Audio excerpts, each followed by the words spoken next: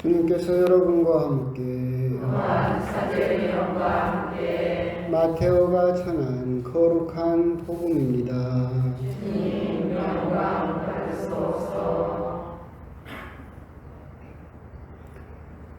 그때 예수님께서 당신이 기적을 가장 많이 일으키신 고울들을 꾸짖기 시작하셨다. 그들이 회개하지 않았기 때문이다. 불행하여라 너 코라지나, 불행하여라 너 벳사이다야. 너희에게 일어난 기적들이 띠로와 시돈에서 일어났더라면 그들은 벌써 자루옷을 입고 죄를 뒤집어 쓰고 회개하였을 것이다. 그러니 내가 너희에게 말한다. 심판날에는 띠로와 시돈이 너희보다 견디기 쉬울 것이다. 그리고 너 가파르나움아, 내가 하늘까지 오를성 싶으냐? 저승까지 떨어질 것이다. 너에게 일어난 기적들이 소돔에서 일어났더라면 그 고울은 오늘까지 남아있을 것이다. 그러니 내가 너에게 말한다. 심판날에는 소돔 땅이 너보다 견디기 쉬울 것이다. 주님의 말씀입니다. 우리 주님 찬양합니다. 참회 주님, 오늘은 비가 오긴 왔어도 저번처럼 그렇게 징그럽게 오지는 않았는데 모르겠습니다. 일부예보를 보면 또 밤에 또 한 60mm 정도 더 내린다고 하는데 징글징글하죠. 뭐든지 너무 자주 봐도 좀 질려요. 좀 해도 좀 보고 싶고 그런데 또 해가 또 뻔히 떠서 폭염이 시작되면 그때는 또 뭐 하겠어요? 징글징글하다. 시원하게 비 좀 내려라. 참 우리 그런 걸 보면 우리 인간들도 잘하는 건지 못하는 건지 잘 모르겠습니다.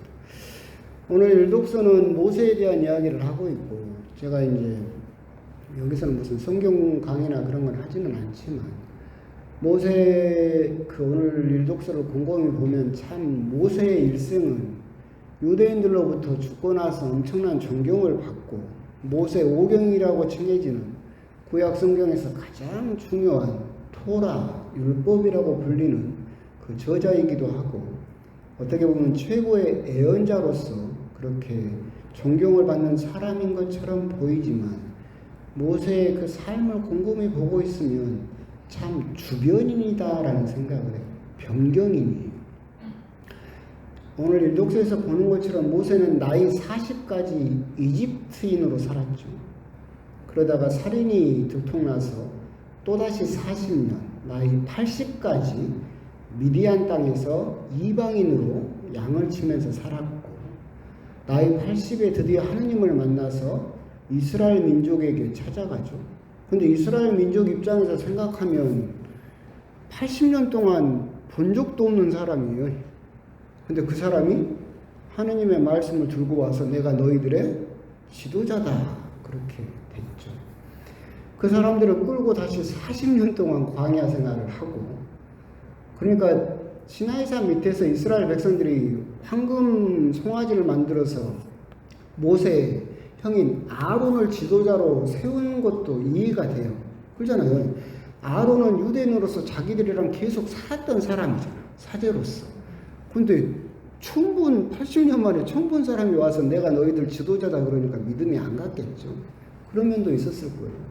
그러다 죽는 것도 결국은 느보산에서 가나안을 앞에 두고 그 경계선에서 죽죠.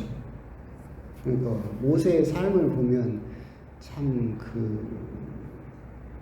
우리 인간적으로 보면 물론 아까 말씀드린 대로 존경받고 모세가 대단한 사람인 것처럼 후대에는 생각을 했는지 모르겠지만 모세의 삶을 곰곰이 보고 있으면 평생을 어떤 주류가 되지 못하고 항상 변경으로만 주변으로만 그렇게 떠돌아야 했던 모세의 고단한 삶이 생각나는 부분이 오늘 일독서의 그 부분이지 않을까라는 생각이 또 들고 나중에 모세 오경을 하게 되면 그런 부분도 또 이야기할 때가 있겠죠. 오늘 복음은 여러분도 많이 들으셨던 코라진, 벳사이다, 가파르나움을 꾸중하신 내용입니다. 오늘 복음을 묵상하면서 저는 참 안타까운 생각이 들었던 게 뭐냐면 우리 예수님이 좀 립서비스라도 나를 믿으면 돈 많이 벌고, 나를 믿으면 부동산 가격이 오르고, 나를 믿으면 주식이 대박 친다, 좀 립 서비스일지라도 그런 말을 좀 복음에 해 두셨으면 강론하는 사람도 얼마나 좋아요. 그러잖아요. 여러분 복 받을 거예요. 예수님 믿으면 대박 납니다. 그러면 말하는 사람도 기분 좋고 들은 사람도 기분 좋고, 되든지 안 되든지 하여튼 기분은 좋잖아. 근데 예수님은 단 한 번도 그런 말씀을 하시질 않았어요. 오늘 복음도 뭐예요? 꾸중하시는 내용이잖아요. 오늘 복음은 강론을 하게 되면 강론 내용도 결론은 그럼 뭘로 흘러가겠어요? 꾸중으로 흘러가겠죠. 뭐 신부가 맨 좋은 말도 좀 하고 해야 되는데 맨 복음을 묵상하면 맨 꾸중하는 내용밖에 없어요. 그래서 오늘 복음을 묵상하면서 아따 예수님 좀 립 서비스로 좀 좋은 말도 좀 가끔 해주고 우리가 사실은 막 건강해지고 돈 많이 벌고 그렇게 좀 했으면 안 되겠죠. 그래서 오늘 복음도 그렇습니다. 꾸중을 듣는 코라진, 벳사이다, 가파르나움이라고 하는 도시는 그 당시에는 부유한 도시였죠. 그러니까 갈릴리 호수가, 여러분 이스라엘 그 지도를 보면 가장 큰 호수가 물론 사해가 있지만 그건 죽은 바다고, 물고기가 자라는 그 호수는 북쪽에 있는 갈릴리 호수가 있어요. 여기 그 호수 가에 있는 도시가 가파르나움이에요. 여기에서 베드로, 안드레아, 야고보, 요한을 제자로 부르셨던 오촌이죠. 예수님의 집, 베드로의 집이 있었었고 예수님도 거기에 머무셨다라고 되어 있고, 야이로의 회당장의 딸을 고치신 것도 그 가파르나움이에요. 그 당시 가파르나움은 경제적으로 굉장히 부유한 도시였어요. 오업이 발달하고 왕래가 북쪽으로 올라가는 교통의 요충지에 있었기 때문에 부유한 도시였죠. 많은 사람이 살았어요. 그래서 베드로도 거기 살았고 예수님도 당신의 갈릴레아 복음 선포의 중심지로 가파르나움을 삼았을 정도로 그렇게 그 당시에는 큰 도시였었죠. 거기에서 위로 올라가면 이제 코라진과 벳사이다가 있어요. 이 두 도시는 뭘로 유명했냐면 교육열로 유명했던 도시예요.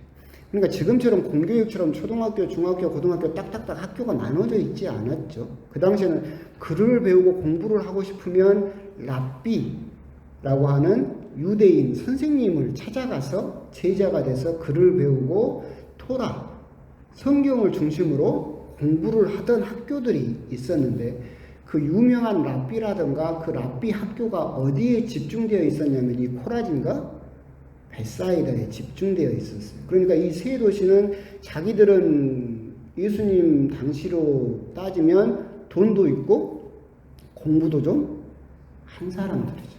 먹물 좀 든 사람들이에요. 그래서 이 사람들은 예수님을 받아들였고, 하지만 그 기적을 봤지만 회개하지 않았다라고 말씀을 하고 계시죠. 재밌는 부분은 그거예요. 예수님께서 나자렛 회당에 가셨는데 나자렛에서는 기적을 많이 베푸시지 못했다. 왜? 사람들이 믿지 않았기 때문이다. 근데 이 코라진과 벳사이다와 가파르나움에서는 기적을 많이 행하셨죠. 그럼 여기 있던 사람들은 예수님을 믿었다는 소리예요? 안 믿었다는 소리예요? 믿었어요. 나자렛 회당하고는 다르죠. 믿었어요. 그래서 수많은 기적이 일어났어요.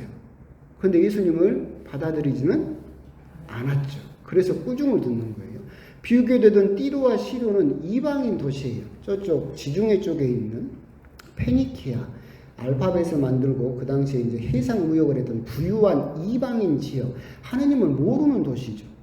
근데 이게 쉽게 말하면 그거예요. 너희들은 하느님을 안다고 믿는다고 하지만 너희들은 차라리 하느님을 믿지 않은 띠로와 시돈 사람들보다 못하다. 차라리 너희들은 하느님을 모르는 사람보다 더 못한 믿음을 가지고 있다라고 꾸중을 듣고 있고, 소돔은 다 아시죠? 소돔과 고모라, 불지옥이 내려서 구약성경 창세기에서 멸망했던 그 도시죠. 죄의 도시죠. 소돔은 지금도 동성애죠. 그러니까 소돔이 하면 동성애를 이야기를 하는 것처럼 동성애를 했던 도시였었고, 그래서 멸망했다라고 성경에는 되어 있는 그런 죄의 도시인데, 그 죄의 도시보다도 너희들은 못하다. 어떻게 보면 이 코라진과 벳사이다와 가파르나움 사람들이 들으면 자존심이 엄청 상하는 이야기죠.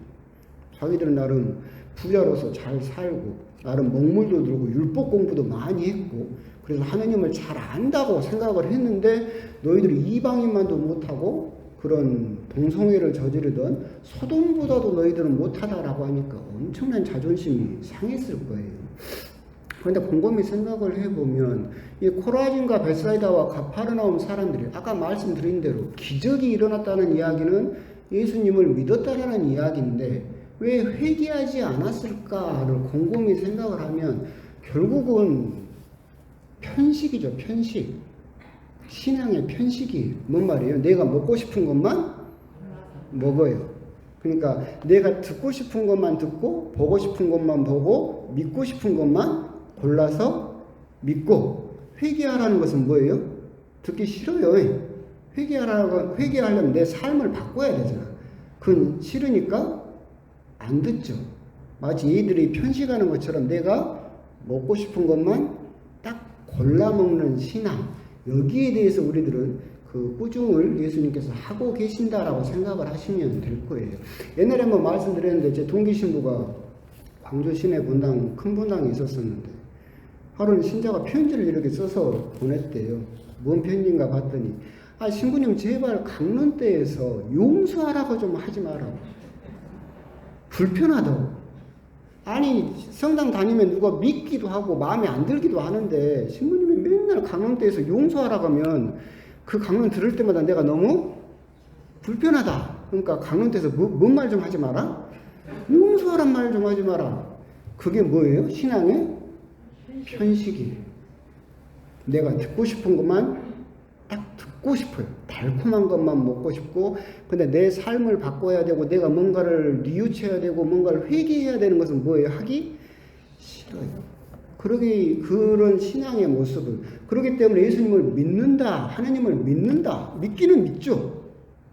그렇기 때문에 기적이 일어났었고 코라진 벳사이다 가파르나움에서 그렇지만 회개하지 않았던 것도 같은 이유이다라고 하는 거죠. 오늘 복음에서 이 세 도시가 소돔과 띠로와 시돈 이방인 지역과 죄의 도시보다도 더 못했던 이유가 무엇일까 곰곰이 생각을 해보면 지금 현재 우리들에게도 같은 이야기지만 하나님을 믿는다 라고 하면서 사실은 내가 믿고 싶은 것만 믿고 내가 듣고 싶은 것만 듣고 그러면서 나는 뭐라고 이야기를 하는 거예요? 하나님을 열심히 믿고 있다라고 착각하는 신앙에 빠져 있을 수 있다라는 경고. 그러니까 오늘 복음도 도로 결론은 꾸중이겠죠. 그런 경고에 대해서 생각을 해볼 필요가 있어요. 수많은 우리 신자들이 사실은 자기가 열심한 신앙인이고 열심히 근데 이게 좀 애매해. 발바닥 신자도 문제지만 자기가 열심하다고 교만한 신자도 문제예요. 이 중간이 있어야 되는데 자기는 열심한 신자고 경건한 신자다라고 하면서 다른 사람을 함부로 판단하는 사람들 이 사람들이 오늘 대표적으로 편식하는 사람들이 신부님 강론대에서 용서하라고 좀 하지 말란 말을 하는 사람들이 그러잖아요. 그런 사람들은 결국 오늘 복음을 곰곰이 묵상을 해야 되지만 그런 사람들은 이런 말이 들려요? 안 들려요? 안 들려요. 그게 문제인 거잖아. 이 말은 네 이야기지 내 이야기는 아니다라고. 이런 편식은 필연적으로 뭘 불러오느냐라고 한다면 중독을 불러와요. 그건 당연한 거죠. 어떤 한 가지만을 좋아해서 그것만을 계속 먹게 되면 중독되죠. 콜라도 그러죠. 담배도 그러죠. 술도 그러죠. 마약도 그렇죠.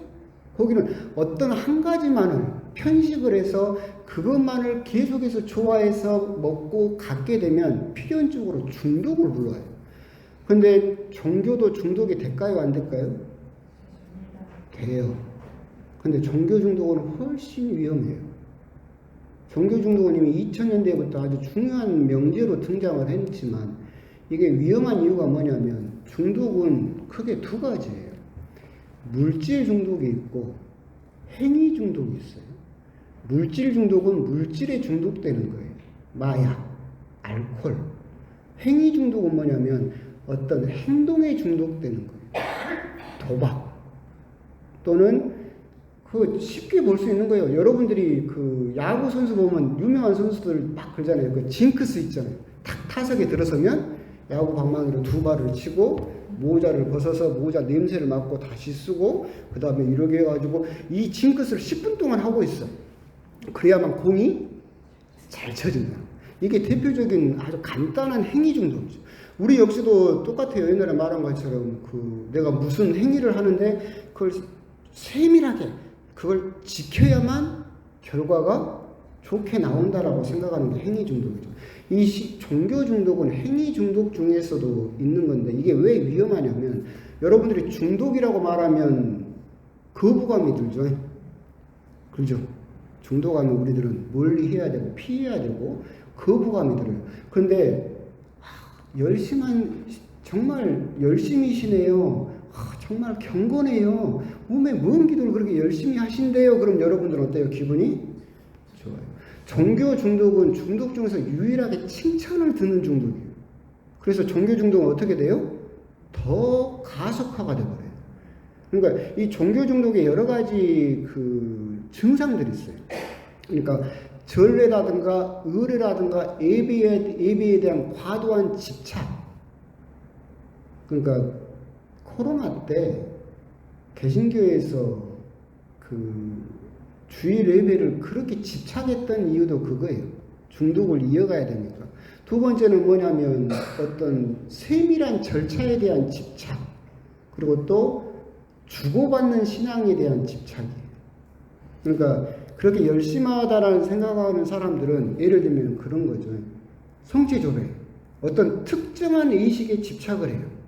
그러니까 묵주기도. 그러니까 다른 수많은 기도가 있지만 내가 하는 무슨 기도만이 최고예요? 이것만 최고예요. 그래서 신자라면 이 기도만 해야 돼요. 여기에 대한 과도한 집착. 그리고 또 그걸 세밀하게 지키지 못하면 죄책감을 느껴요. 그러잖아요. 그리고 또 그걸 함으로써 주고받는 걸 요구해요. 무슨 물질적으로만 주고받는 것이 아니라 그 기도나 예배라든가 행위를 함으로써 감동이 밀려오고 어떤 감정적인 충만감, 고향감 이거에 대해 중독이 되는 거죠. 오늘 복음은 이제 그렇게 흘러가려면 너무 어려운 이야기니까 거기까지 갈 필요가 없는데 오늘 복음에서 코라진과 벳사이다와 가파르나움이 꾸중을 들었던 이유는 우리들이 고민해 봐야 될 것은 우리 역시도 신앙에 편식을 하게 되는 경우 내가 듣고 싶은 것만 듣고 내가 듣기 싫은 건 안 들으려고 하는 거. 그래서 프란스고 교황님께서 이런 경우를 뭐라고 이야기를 하셨냐면 파트타임 그리스도인이 있고 풀타임 그리스도인이 있다. 아르바이트도 그러잖아요.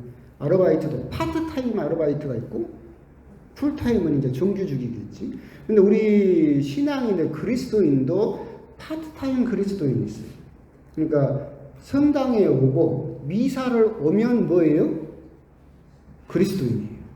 근데 미사가 끝나고 집에 가면 뭐예요? 일반인이에요. 그러니까 이 신자는 어디에서만 그리스도인이에요? 여기서만 파트타임으로 여기서만 그리스도인이에요. 풀타임 그리스도인은 뭐예요? 여기서도 그리스도인이고 집에서도 그리스도인이에요.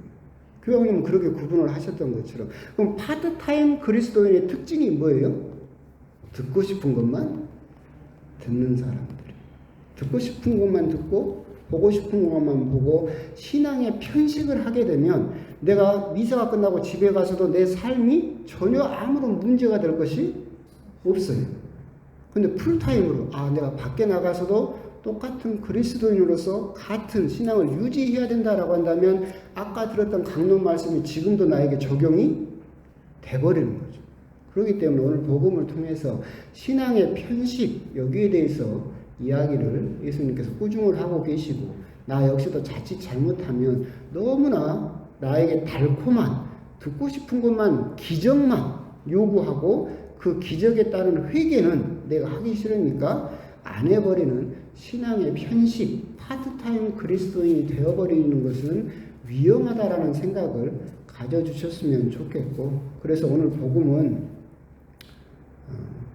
결론은 예수님 믿으면 복받고 주식값 올라가고 부동산값이 올라가고 대박나고 건강해지고 그렇습니다. 예? 다 우리가 그런 말도 해야 기분도 좋고 그렇지. 맨날 꾸중만 들으면 그런데 예수님이 그런 말씀 안 하셔서 그러긴 하지만 오늘 복음을 묵상하시면서 코라진과 벳사이다와 가버나움 그 당시에 자기 먹물 좀 들고 율법도 좀 알고 자기가 하느님 앞에서 경건하게 잘 산다고 했던 그 도시들이 왜 예수님께 꾸중을 듣고 있는가 그런 부분에 대해서 한번 곰곰이 또 묵상을 해 보셨으면 좋겠습니다. 아멘.